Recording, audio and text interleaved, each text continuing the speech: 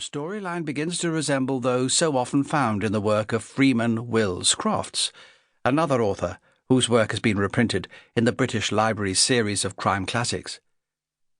Crofts was the creator of Inspector French, a detective even more relentless than Meredith when faced with the challenge of breaking down a seemingly impregnable alibi, and his meticulous approach to writing crime fiction plainly influenced Bude's methods.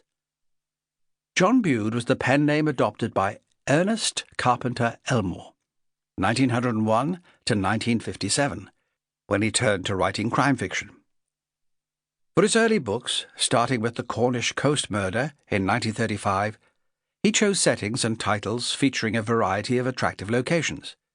This, like his choice of pseudonym, was a simple enough marketing ploy, but it proved increasingly effective as he developed into a very capable craftsman.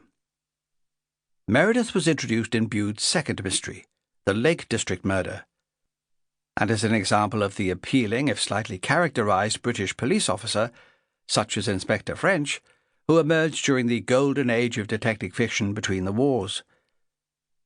When war did return, Bude, who lived in a rather idyllic house called Crooked Cottage in Sussex, joined the Home Guard, and arranged for his daughter Jennifer to be sent to the safety of Devon, where she stayed with her grandmother. Bude was kept busy dealing with the aftermath of doodlebugs, which landed in the neighbourhood of Crooked Cottage, but perhaps to compensate for the absence of his daughter, he started work on a children's book. Chapter by chapter, he mailed it to a delighted Jennifer. The book was eventually published in 1946 under his real name.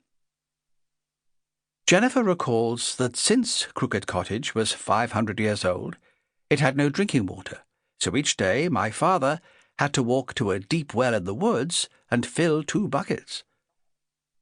The round trip was about 1/4 mile. His writing room was a low building, attached to the house, but accessed from outside. It had a long, low window, so that when he was writing he could sit and look out at the garden and hills beyond. Nobody was allowed in without permission. After the war, life carried on much the same as before, except, to his delight, in 1946, he had a son, Richard.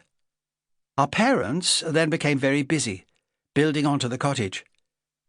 The other memorable excitement was getting the Rover out of the garage and onto the road, so that we could all get around other than by bicycle.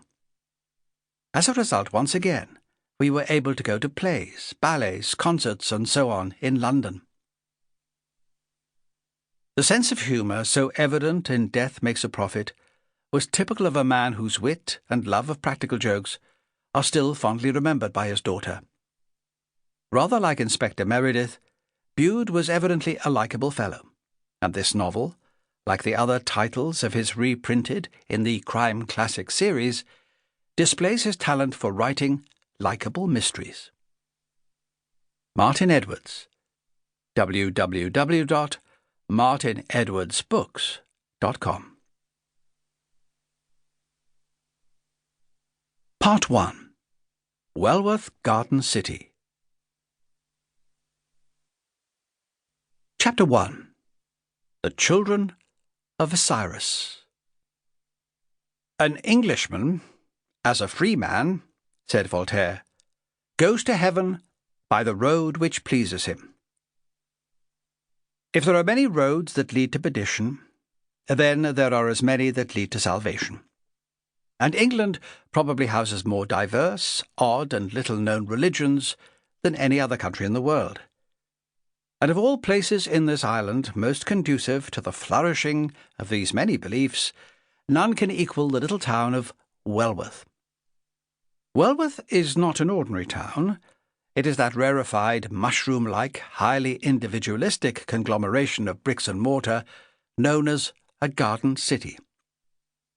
There is no house in Welworth over 30 years old. There are no slums, monuments, garden fences, bill hoardings, or public houses. There is a plethora of flowering shrubs, litter baskets, broad avenues, arty-crafty shops, mock Tudor, mock Georgian, mock Italianate villas. There is, of course, a health food store selling Brazil nut butter,